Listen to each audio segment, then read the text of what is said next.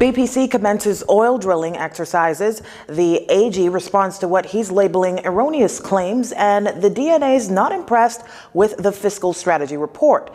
Good evening, everyone. I'm Leah Cooper with your JCN News for this Monday, December 21st. Well, the Bahamas Petroleum Company announcing via a press release that exploration drilling has commenced. The well is anticipated to take 45 to 60 days to complete, and according to BPC, it will be drilled to the highest environmental and safety standards. BPC will be drilling an initial exploration well in the Bahamas named Perseverance Number 1 and is targeting P50 prospective oil resources of 0.77 billion barrels with an upside of 1.44 billion barrels. The statement continued that BPC has spent close to $120 million bettering their technical understanding, continuing to de-risk the play and preparing meticulously for exploration drilling. They claim that their 3D seismic survey revealed structures that have the potential to contain a world-class multi-billion barrel oil resource that may prove to be transformative, not just for BPC, but for the nation and people of the Bahamas as a whole. The exploration for oil has been met with backlash from the public and even U.S. congressmen. Last week, some 17 American congressmen were urging the government of the Bahamas to reconsider allowing the BPC's drilling project to continue. If Bahamas Petroleum Company strikes oil in the country for commercial use, the government will renegotiate the royalties and the funds will be placed in the Consolidated Fund and the Sovereign Wealth Fund for the benefit of Bahamians. Leader of government business in the Senate, Attorney General Carl Bethel, revealing as much while addressing what he calls erroneous comments made by Leader of Opposition Philip Davis in the House of Assembly recently with regards to leases and approvals given to the Bahamas Petroleum Company to conduct oil exploration in Bahamian waters. Senator Bethel contends that the opposition leader erroneously asserted that the Free National Movement government had issued the original lease and approvals for such exploration and that the Progressive Liberal Party had subsequently improved the terms of the approvals. He says that these assertions are in fact erroneous to the extent that they suggest that the PLP government had improved the benefits which might be obtained should marketable quantities of oil be found. Senator Bethel, in his communication in the upper chamber this morning, said he was providing facts. Here are the facts, and I want to emphasize this, discovered in the context of a close review of all relevant documents in the course of preparing to defend against a last-minute legal challenge being posed by a number of bespoke, newly created non-profit entities. This is not that I went digging in files for, on a frolic. This was what I was discovering.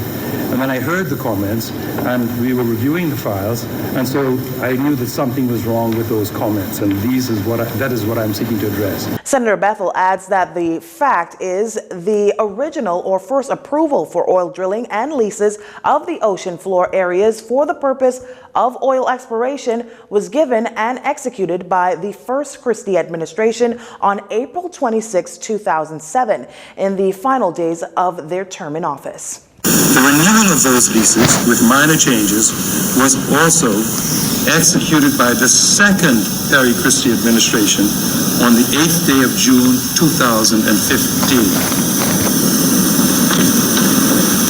At no stage did any F&M government ever issue or renew any lease of ocean floor for the purposes of oil exploration or drilling. The renewal of the leases by the government in June 2015 incorporated and extended the original lease issued by the PLP government in April of 2007. However, the only change in the renewed lease was an increase in the rental fee from $57,500 for each tract of ocean floor that was leased to $250,000 for each tract that was leased.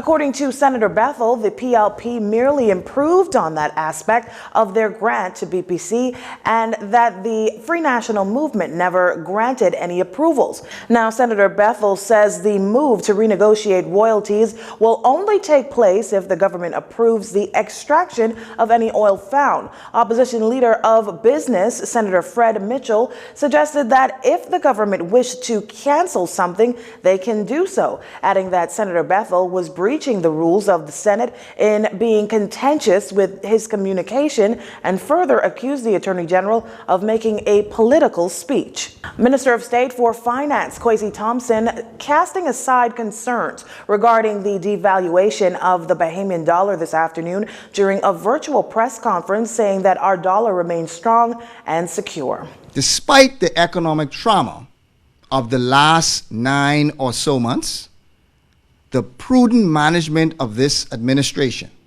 has ensured the Bahamian dollar remains as strong and as secure today as it was before the onset of this most devastating economic setback. Now that we are transitioning into a new phase of response, the government once again has a holistic plan to restore fiscal sustainability and accelerate the economic recovery. While giving an update on the government's fiscal strategy report, Mr. Thompson says that the Inter-American Development Bank has recognized the Bahamian government's effectiveness of its policies and says that the Bahamas' fiscal and monetary policy responses have been effective in preventing a more dire economic downturn. Senator Thompson also had this good news to share. Part of this response was also to shift to foreign sources of borrowing to support the central bank's reserve holding and ensure the viability of the Bahamian dollar. As a result, our foreign reserve levels as of December 15, 2020, remain near historic highs of some $2.39 billion, which is in excess of 6 months of import cover. The government's full FSR was released last week, and the full report is available on the government's website for anyone wishing to read it. The Financial Action Task Force delisting the Bahamas, a statement from the Office of the Attorney General revealing that the FATF Secretariat on its website has advised via a press release attached to the gray list on jurisdictions under increased monitoring that the Bahamas has now been removed from its gray list. According to the statement, the decision to remove the Bahamas from the gray list follows final assessments and recommendations of the International Corporation Review Group of the Americas, resulting from an on-site visit to the Bahamas between November 10th and 11th. FATF's press release notes that the Bahamas has strengthened the effectiveness of its anti-money laundering, combating financing of terrorism system, and addressed related technical deficiencies to meet the commitments in the action plan and remedy the strategic deficiencies